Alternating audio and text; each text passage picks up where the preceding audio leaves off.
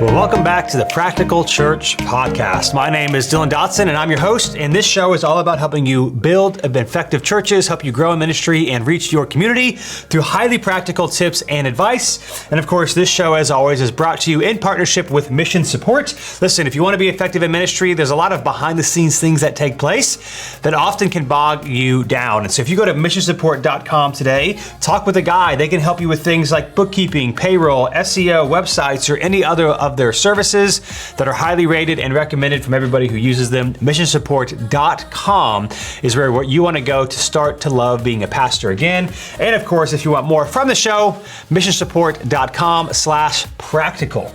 missionsupport.com/practical. And just, hey, as a side note, we've started to upload YouTube shorts and various kind of 60-second clips throughout the week. And so if you're not on YouTube or you haven't found the show on YouTube, you can also find more resources there. Now, today on the episode, we're going to share with you 7 ways to celebrate your anniversary service. What are things you can do to make it a big deal, whether you're turning 1 or 97? 7 different things you can do on your anniversary services. Let's get after it.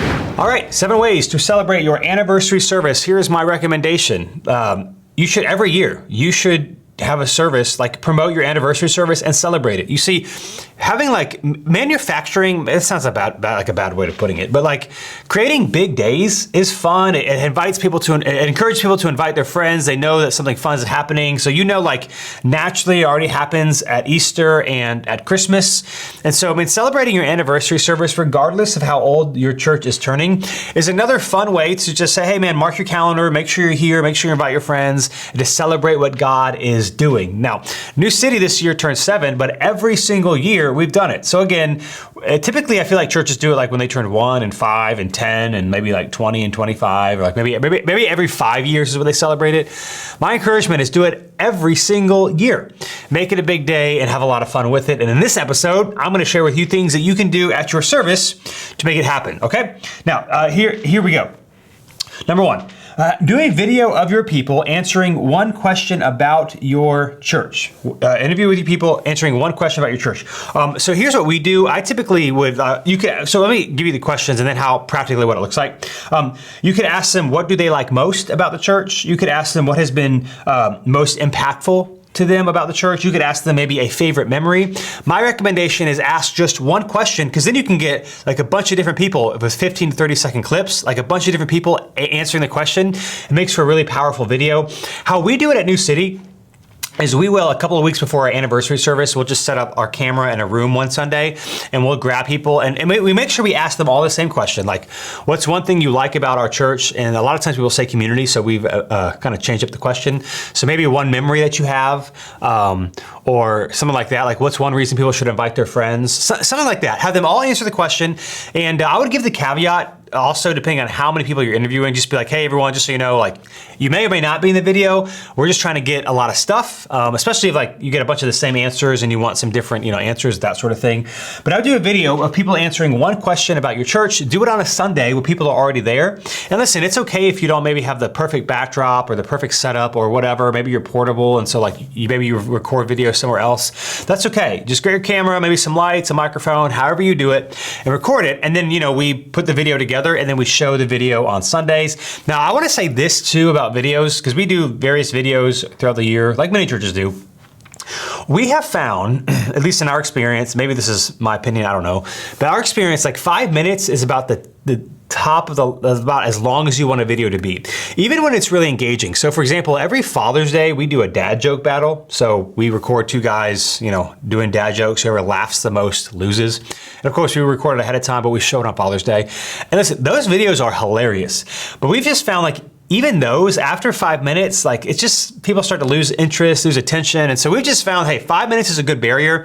I just say that because if you're gonna have a bunch of people do this video, and by a bunch, maybe just 10 people or 15 people, you can very easily have too much content. And so while the answers might be good or engaging, just so you know, too much of a good thing, I feel like, is a thing when it comes to videos and your services. And so that's what, just keep that in mind. But I would say, man, a video of people answering one question about your church. And you could send an email ahead of time and just say, hey, we're gonna do this. And also, like, be respectful. Like, don't guilt people into doing it. Some people don't like to be in video. Some people maybe don't feel like they've got their makeup or they're wearing the right thing to be on a video. And so, like, don't, I would be like very cautious to, not to push people. But I would also try to be intentional. People that might be a little bit older might be less likely to do a video, but you want to maybe try to give a good representation of your church. So try to be intentional on the different types of people you're asking, different age ranges, all these sort of things, to get a good kind of feel from your church. Because if it's everybody who's like 25, between like 20 and 30, and that's it, and you have more than that at your church, it can kind of maybe give like not a good full picture of what you're doing. So one way you could do it is by videoing a video of your people answering one question about your church, and then share it at your service. And of course, you can share it on YouTube, social media, and all that sort of thing after the fact as well. That's one fun way to celebrate your anniversary. Number 2, you can do a video from one person or one couple sharing their story and how their church your church, I guess their church too, if they're part of it, has impacted them. Now, this is, like a typical testimony video. And so I would do that. Again, I would make sure you edit it down. How we do it at New City is I'll send them a list of questions. We don't typically do this type of video for our anniversary service, but we do videos like this occasionally. And so I'll send them like maybe 7 or 8 questions ahead of time, and then I'll just ask them the question. I'll sit behind the camera, even though we have like a couple camera shots when we do something like that. I'll sit behind the main camera that they're supposed to be looking at just to help them like look towards that direction. And I'll ask them the question, and then I'll always have them repeat the question, because I'm not on camera, and that way people know what they're answering. So I might say, for example, how did you find New City Church? And they would start by saying, so we found New City Church, or the first time we came to New City Church, something like that. So again, just to help prep them, give them 7 or 8 questions, and then have them kind of repeat the question before they answer it, and then record the video. Again, you'll also have more than you need, so you want to cut it down. But like a testimony video, but making sure you also include how your church has impacted them, so that people can celebrate, hey, man, our church is making a difference. So I always like to ask, in something like, share their story, a little bit about New City, and like one of the things that they're grateful for the church, or one of the ways that our church has impacted their life. So it's not just a testimony video, it's also, hey, remember, we're celebrating our anniversary as a church of what God has done, and so you want to make sure people are talking about it. So make sure you include that as well. I wouldn't do both, like the video asking everybody one question and then also a testimony video. I wouldn't do like both of those videos. I would just do one. They're easier in various ways. The testimony video is just one person or one couple. But the one question video is a bunch of people, and like typically in a testimony video, some people are a little bit nervous, so it takes them a little bit of time to get out of their shell.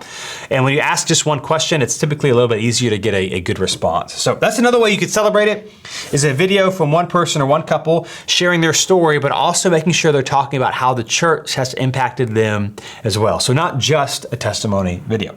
Number 3, snacks, food, something around that category. It could be like a cookout after service, something like that. Now, I personally recommend, I know that isn't always possible, but like doing like something after the service, like a cookout where people are staying for lunch, it's better when you're only at one service. If you have multiple services, it's harder because, you can tell people to come back, but like a lot of people won't. And I'm not saying don't do it, just know that not as many people will be there if it's something like that, but you could. But especially at one service, I think that's a great thing to do, some sort of cookout if you could do it. Maybe a chili thing if it's cold weather, something like that.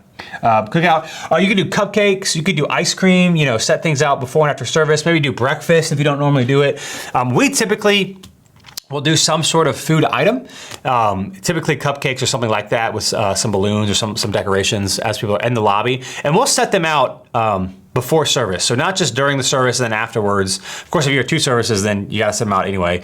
But we'll set out before service as they're coming in, and we'll have some sort of small edible thing.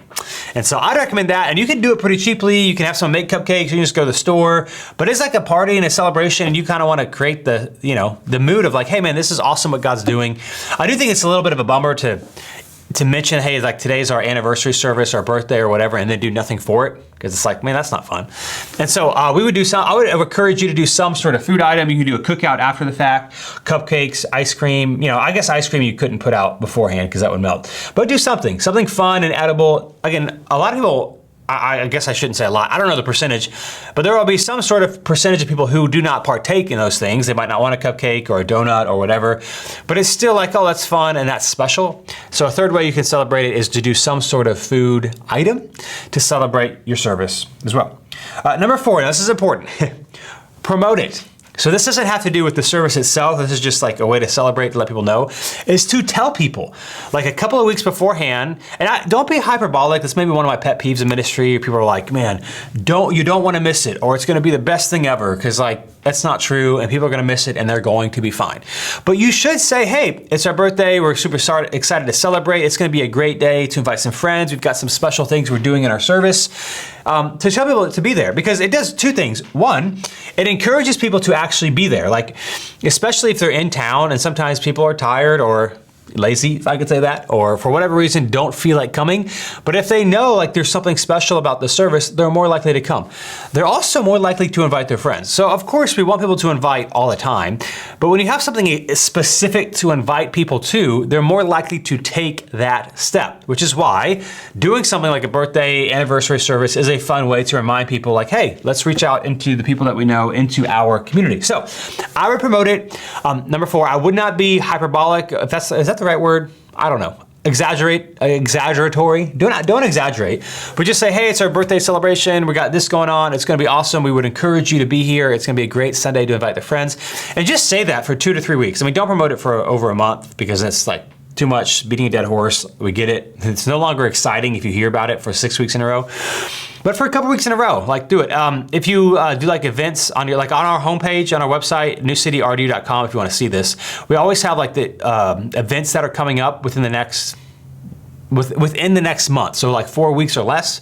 So we always put that up there as well. But yeah, like tell people about it, promote it, so they know to be there and to invite their friends. It's something that people often miss, or they might just say the week before. Again, don't exaggerate, and you don't have to like make it a big deal, but saying something as simple as, hey, this Sunday or this Sunday, whatever, 3 weeks from now, 2 weeks from now, our church is turning 6. We're really excited about what God is doing. And so we encourage you to show up that day, invite your friends. We've got some special things in the service to celebrate, and just want to celebrate what God is doing. Something like that. You probably don't want to say celebrate 4 times like I just did. You know, think about it, write it out, do something a little bit different. But just promote it in your newsletter, weekly newsletter, email that you send to your church, and on Sunday mornings. Let people know it's coming up so that they can plan to be there. Because if you do all these cool things and you don't say anything about it, I wouldn't expect like more people to come that particular Sunday. So you want to promote it however you deem necessary, but let people know a couple weeks ahead of time that it's your birthday, anniversary service, however you want to phrase it, call it, and make sure you do it that way. Number 5, a 5th way to celebrate is to do baptisms. So this is another thing that we do at New City. So typically for ours, of the ones I've talked about so far, we do a video of our people answering one question. We do that every single year. We will change what the question is, but we always do that, typically in place of our bumper video. So after the music, before the sermon, we typically have a bumper video for the sermon we're in. That's where we'll do that video. By the way, it's like my favorite time to preach. After that, and on Father's Day, because when we do our Father's Day dad joke battle, we also do the video right before the sermon, and people are laughing and they're in a good mood, like they're already engaged. It's awesome. And so when people watch a video like this, or even a testimony video, it's like they're like excited about what God is doing. So it's a great, like if you're preaching, it's a great thing to preach after. So do it right before your sermon, all that to say. So we do that. We do a video. We do some sort of snack or food. Of course, we promote it. And we typically do baptisms. I think the last maybe 3 or 4 years we've done baptisms on our birthday. And so, you know, at your service, you know, before however you do baptisms on Sunday, I would do that. And I guess it depends on your spot. I know some churches will do baptisms like at a cookout or something like that, like not on a Sunday morning. And that's fun, but if you can, if you can't, it's not a big deal, but if you have the ability, I'm a big fan of doing baptisms on Sunday morning during your church services, because that's where most people are actually gonna see it. Like if you do a church cookout or something like that, especially if it's at a different time, but even if it's right after church, like you're always gonna have a certain percentage of people who don't come or who leave, that sort of thing. And baptisms are awesome, and you want people to see God moving in your church. And so there can be exceptions to this, sure, but generally speaking, like I would recommend doing it on a Sunday morning, so as many people as possible can see what God's doing and to celebrate and to be moved by what God's doing and to continue to be generous and to see how their serving is making a difference. So I'm a big fan, as a side note, of doing baptisms on Sunday morning. And of course, your anniversary service is a great way to do it. Again, it's also a great way to talk about baptisms. People are more likely to invite their friends, and so it can make your anniversary service maybe a little bit more fun, especially with some special elements. I mean, it is cool. Like if you do baptisms, people are already going to show up more likely because there's baptisms and people like that. And if you also include a video of, one way the church has impacted them, and you have a new person show up, and it's like, oh, they're baptizing people, like this church makes a difference. It can make for a powerful Sunday for a new person. So that's cool as well. Just keep that in mind. All that to say, baptisms, scheduling baptisms on your anniversary service during the service, or however you want to do that on that Sunday morning, would be a great way to celebrate. We throw that in there. Number 6, you can do shirts, socks, or some sort of swag giveaway. Now, I've shared before, I'm not a fan of church swag as like a first-time guest or a new guest gift. Like, ain't no new person want your coffee mug. They don't care. They don't care about your coffee mug. Or your church keychain. We've done those before. Like, nobody cares. They're new. They're not sure they're ever going to come back. Like, nobody wants that. But if they call your church home, like church swag is awesome. We did free shirts once, and it was expensive. I know some churches do it every year on their anniversary service, which is awesome because people like want to be there. People that make like a lot of money will show up and don't want to miss like a free shirt Sunday, even though the shirt costs like $15. You could also though like sell shirts on that day, like have shirts available to sell, or if you do sell shirts, you can maybe have them available that Sunday. We've done socks before, like we've given away crew socks, and everybody took them. Like everybody took them. So that was like that more than I thought. This past year, we did these coasters, like these stone coasters that we had someone make for us. So some of these things can cost a little bit of money. For our 5-year anniversary service, I just like made like a stencil thing on this piece of wood. We stained it, and then like our logo and stencil was like spray painted onto this thing. It was like this really small, I mean, it wasn't very big, small piece of wood with a logo on it. But we always try to do like some sort of gift, and it doesn't have to be expensive. Keychains, like this is when you give the church swag because they care and they're at the church and they're celebrating the church. So new guests don't care. But if they're part of your church, they do care. So some sort of swag doesn't have to be expensive. Could be a coffee mug, whatever. Again, it could cost you some money, but it's an exciting thing that people are going to see and use and be reminded of when they wear it, see it, use it. So some sort of swag giveaway could be another way to celebrate. And again, it gives people an incentive to come. I just want to say this. If you do a swag giveaway, whether it's on your anniversary service or not, you should announce, hey, on this Sunday, we're doing this, and we are not holding anything. So it's like you have to be here to get it. If you can't come that Sunday, then if we have any leftovers the next Sunday, you can have it. That's what we do. Typically, like when we've done that, we've always had leftovers, except when we did socks. When we did the socks, maybe because we didn't order enough, but everybody took them. Like literally everybody took the New City Church socks that we made. And you had to be there. So of course, if there's somebody that's like, please, maybe there's someone who's like, big part of your church, they do a lot, they've been a part of it for a long time, sure. But I would at least announce from stage, like if you want this thing, you actually have to be here to encourage people to come. So shirt, sock, swag, whatever, some sort of giveaway, like not like some super cheesy come and get an iPad, but like something about your church is what I would recommend as a way to celebrate your service. And then last but not least, number 7 is to decorate your lobby. Now this does not have to be huge, even just a few balloons. One year this was cool, I think for our 4th anniversary, we had pictures, someone on staff printed pictures and like in a number 4, like, taped them to the wall. And so a bunch of pictures over the years. Balloons. It doesn't have to be a big thing, but like, it should be something different in your lobby. A poster, I don't know. But like, celebrate. Like you would like a kid's birthday party. I mean, imagine going to a kid's birthday party. What do? You tell people about it ahead of time. You plan cake or something fun to eat. You do something fun together. You have give bags, so there's your swag. You do stuff. And so that's what this is about. You should celebrate. And so doing, again, decorating in some way, it doesn't have to go all out, but at least something to demonstrate, hey, it's our birthday, it's fun. It also just like sets the mood for fun. Like people are gonna be more engaged and more like, hey, we're celebrating today. It will make a difference in your service and in the interactions that people have. And so these are 7 ways to celebrate your anniversary service. Again, a video of your people answering one question, you kind of mash it together. A video of one person sharing their story and how your church has impacted them. Snacks or food, you should promote it. baptisms, shirts, socks, some sort of swag giveaway, and decorate the lobby. Now, I also want to say this. You don't have to do all these things. You could even just do one of them, or maybe a couple of them. It doesn't have to be over the top, but it should be something. Right? It should be something. It's a non-traditional bigger day that you can make a bigger day, and then you could do it every single year. And also, you can move it a week. I do want to say this. Depending on when your launch Sunday or public Sunday was, like, if it's not a great time to do an anniversary service, don't do it that week. Like, people aren't marking their calendar. In fact, you can just like pick a new day in the future if you want. Let me give you an example. If you launch like the first week of January, the first Sunday of January is typically not a great time. Unless the Sunday falls on January 5th, 6th, or 7th, then you can get away with it. But if it's anywhere between the 1st and the 4th, people are still in like holiday mode. They might still have time off of work, especially if it's like January 1st. They probably have that Monday off, the following Monday off of work because the holiday fell over the weekend. Like, you're just gonna have a lower attended Sunday. And so I would not like fight that. I wouldn't try to, like, in spite of that, try to get people to come. I would celebrate the second Sunday of January. In fact, I would just, as a rule, do every second Sunday so that you can kind of get into a rhythm and a habit. But if the first Sunday is on the 1st, 2nd, 3rd, or 4th, you're gonna have a lighter attended Sunday. So I wouldn't do that. So I would just, every year, celebrate the second Sunday.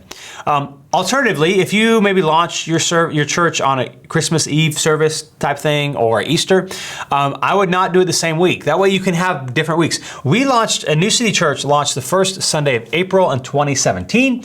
Easter followed 2 weeks after that. And of course, as you know, Easter changes every year, the Sunday. And so there are some Sundays where, I think last year was one of it, where Easter, I don't know, it's happened a couple times for us, where Easter is the same weekend as our anniversary service. And so what we simply do is that we simply bump our anniversary service back a week. And so we don't do both at the same time. We do Easter, because that's a big thing, and then we do our anniversary service the next week. That way there's like 2 big Sundays. It is a little bit more work to kind of do 2 bigger Sundays back to back. But if you like plan ahead, like if you get ahead on these videos and baptisms or whatever, like it's not that big of a deal as long as you're not waiting till the last minute to do it. So you can record like a video 6 weeks before the service even happens, so that's prepared and you're not stressing last minute. But that's just my kind of pro tip, if you will. Don't share your big Sunday with a holiday weekend that's already bigger, like Christmas or Easter, or a low weekend. Like if you probably didn't, let's say you launched July 4th weekend, not a good weekend. Let's say you launched like Labor Day weekend or Memorial Day weekend. I don't know why you would do that, but let's say you did. Don't do your anniversary service then. Do your anniversary service on its own Sunday so that you can have a kind of another bigger Sunday that you've built into your calendar. Also, last thing I would say about this, I would also recommend that your typical preacher preaches on your anniversary service. This is just preference, there's nothing wrong with it. But I've seen churches like on their anniversary service, they'll have a guest preacher come in. But it's like, hey, if you're doing like fun stuff, cool stuff, I think people want to hear. I guess you could during the announcement time. I think people want to hear from their pastor. And also, like, if people are inviting their friends, they typically want their friends to hear, like, from the typical preacher. And so unless you're getting a guest preacher who, I don't know, planted the church if you didn't plant it, or like, I don't know, people knew, I don't know. There could be, I'm gonna say this, there could be exceptions, I should say it that way. But generally speaking, I would highly encourage the typical person who preaches to preach on your anniversary service so that, especially when new people are coming, they can hear from like who preaches most of the time. I would not recommend getting a guest preacher for your anniversary service. Because here's the thing, the guest preacher might be cool for you, or might be a friend of yours, but the average person in your congregation will probably have no idea who they are. And so that's not a helpful thing, if that makes sense. So all that to say, if you're listening to this and you typically preach, make sure you're preaching on your anniversary service. And those are 7 ways to celebrate anniversary services at your church. So this observation for today's episode has to do with this idea that perceived value matters. Perceived value matters. So, for example, we just talked about the anniversary services, right? If you create value, if you've got snacks in your lobby and balloons and like there's this feel of celebratory nature, people are more likely to be celebratory when they're there. Think of it like this way, there's a lot of nonprofits, especially larger nonprofits, will do maybe like an annual gala. Well, they'll do buy expensive food, invite donors, people will dress up, and it costs the nonprofit a lot of money to put on, but they end up raising like way more money. Like it's totally worth it. And part of it is the value, the perceived value says this is important, that these donors walked into these fancy dinners and they say, oh, what we're doing here matters. I was reminded of this back in August. We started something called the Weekender, which we do about every 6 weeks. And basically it's Friday night and Sunday morning. And the Friday night portion is the main part. From 6 to 8 p.m., people come, we flip our auditorium. So we have got nice tables, or we have tables with black tablecloths. We give them a nice meal. We have like wait staff, I'm trying to say, nobody gets up to get their meal, like we bring it to them. We've got dessert, we've got videos, we've got like nice centerpieces. And so our first Weekender was this past August. By the time this episode comes out, we'll have done our second one in October, our second Weekender. And but it, like, you walked in and it looked nice. Like we had greeters at the front door with a name tag who walked you to your seat, and you were with people. We had table leaders at each of the table to make sure people are welcome and have conversations. But like even the environment said this matters. Now, why it matters is because it's if you're new to, how we say it, if you're new to New City or have never been, the Weekender is your next step. It's where we high level talk about New City, who we are, our values, our history, our mission. We talk about what we ask people to do at New City, but the primary focus of the evening is to share about New City and then ask people to sign up to serve. Like that's it. We talk about baptism and groups and giving a little bit, but all we're asking people to do is to join a serve team that Sunday and try out serving. And what was cool is every single new person, the Weekender is new for us, so we're asking our entire church to go through it as well.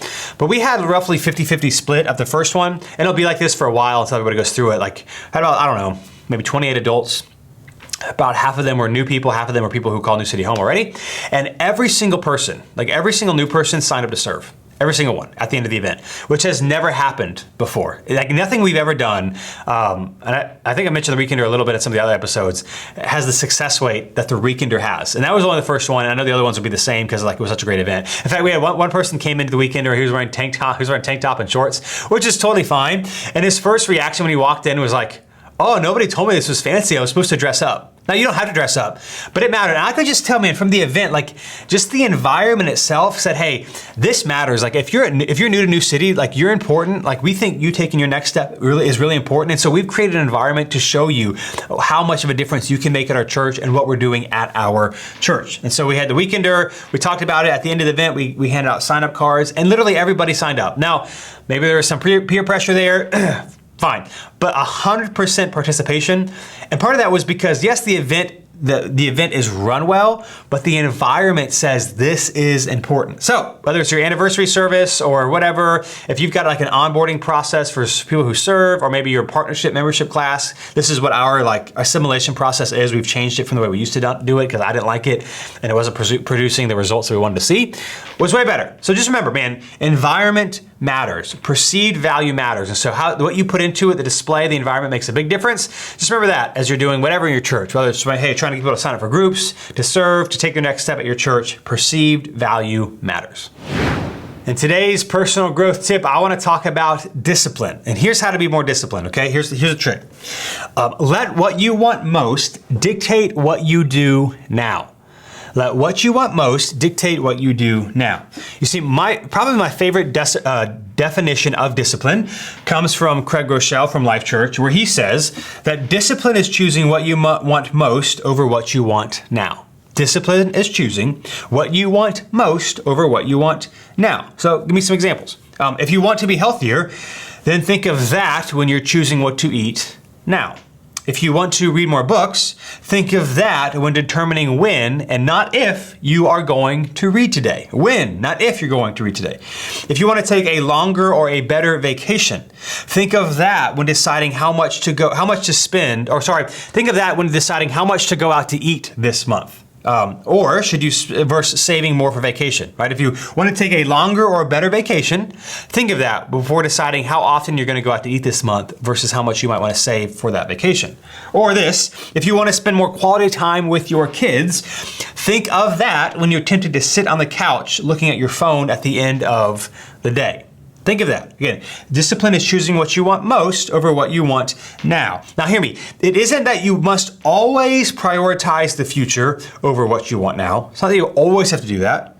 But the future, remember, will not happen if tomorrow is always going to be the day that you're going to start.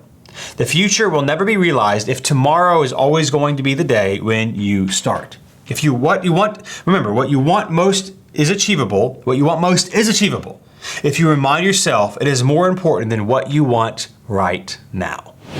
Today's question comes from the Practical Church Facebook group that you can join if you're on Facebook. Ask other people questions, get help in your ministry. It comes from Kelly. Kelly says this: hello, we've been meeting in another church space and we are gearing up to plan an official launch in a space of our own.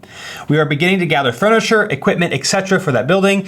If anyone has any advice or leads on where we can find affordable or donated sanctuary, chairs, nursery things, you name it, all the essentials, please let me know. Now, let me give you two thoughts. One, Facebook Marketplace is a great way. So I see that a lot. Of course, chairs and stuff like that, you have to drive to, and if there's a lot of them, it's a big deal. But, some churches are just trying to get away from stuff, get away with equipment. So I would check Facebook Marketplace. But my big encouragement is this. Create a registry online and have people buy things that you need. Okay, so here's what I mean.